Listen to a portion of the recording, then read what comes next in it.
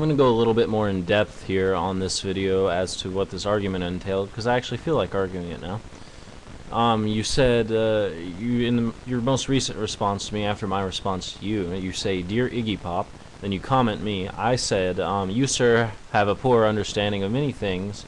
First, I would like to point out that you being older than me has very little, if anything, to do with whether or not your argument is sound and valid." You say, "Yes, it does. I have more education and life experience. Only a child will say age does not matter. Trust me, I was 17. I thought I knew it all once." Now, I don't think I know it all. Matter of fact, in this letter to you, I said saying I don't know something takes a lot more than saying God did it. And your age has nothing to do with your ability to propose a sound and valid argument.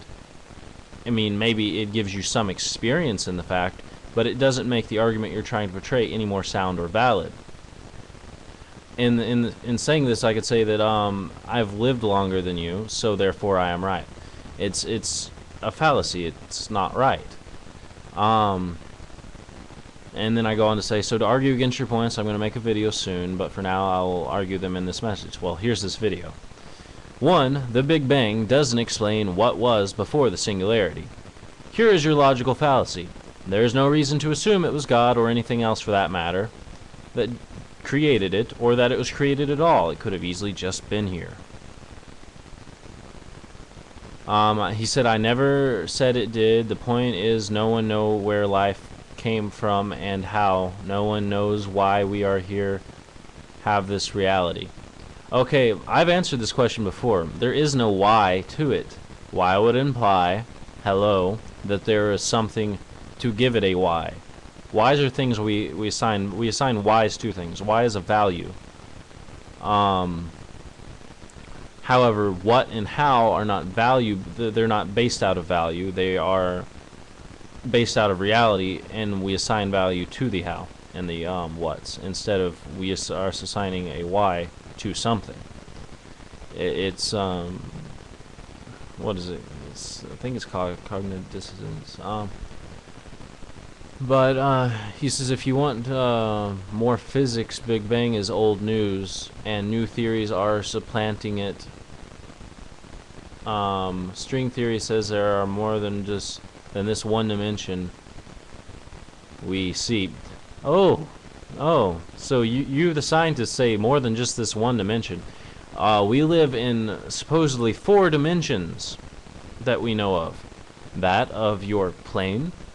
Actually, the first being the point, then the plane, and then the third, which is, of course, third dimensional. You have X, Y, and Z. And then the fourth, which is time.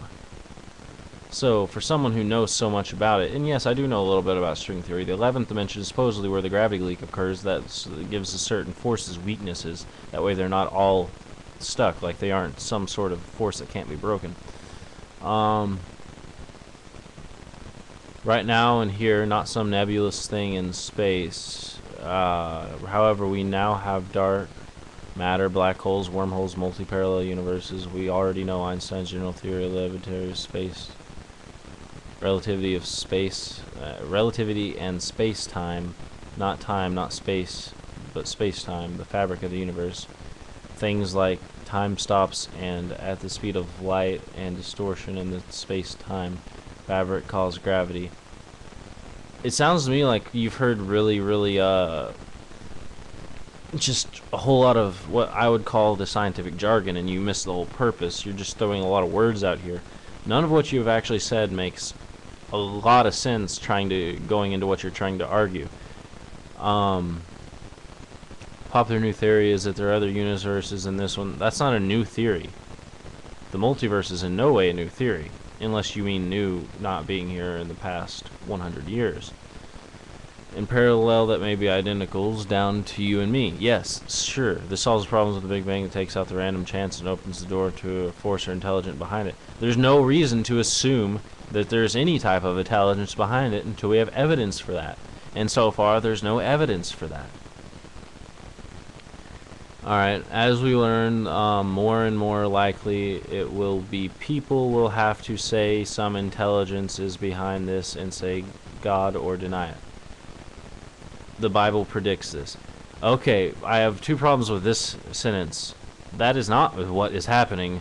Matter of fact, atheism is the fastest growing system of so-called belief in America. Then you say we don't know shit as man. But something amazing is going on. How did Earth just happen with its perfect tilted axis rotation? You're talking about the perfectly tuned universe sort of thing. How did it happen in that exact way? You know how it happened? You know why it happened in that exact way? There is no why. We know how it came to be. But who's to say if it didn't happen that way that there wouldn't be another form of life in our place? Maybe not as complex, but it just so happens this is how it is. Don't assign astronomical odds to it, because you can't assign odds to things that are not odd-based, that are just how they are. What are the odds that there's a rock laying on the ground outside? And you say, open up your mind and stop being a twit. God is metaphysical, then you said transcendent in one sentence with nothing else in there. Don't you think the Brian, which is I think you're trying to say brain, can operate on a higher level? Are we just animals that are born, live, eat shit, and die to become worm food? You can't feel you are unique and have a soul? How did I can do all these things? How did your eye evolve? Okay. How did the eye evolve to the complex form it is in humans?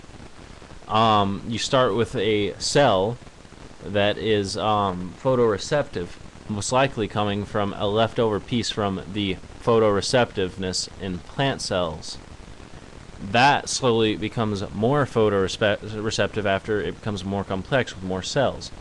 It goes into first the bubble out shape, and then the concave shape, then the lens covered shape. It happens over time. The mutagens that did not do this most likely died out or went on to become another organism. The ones that did so eventually became what it is today. Can't I accept the chance there's a higher power than me? Yeah, I can accept the chance, but that's the same thing as me saying I can accept the chance that there's a flying spaghetti monster, or that there's a purple unicorn who mated with a pink unicorn, and then all of a sudden the natural world occurred. And you say, if not, why, and what proof do you have? Can't you accept the chance there's a higher power than you? If I don't accept it, what proof do I have for me to say that there's not? I don't have to have proof for me to say that there's not.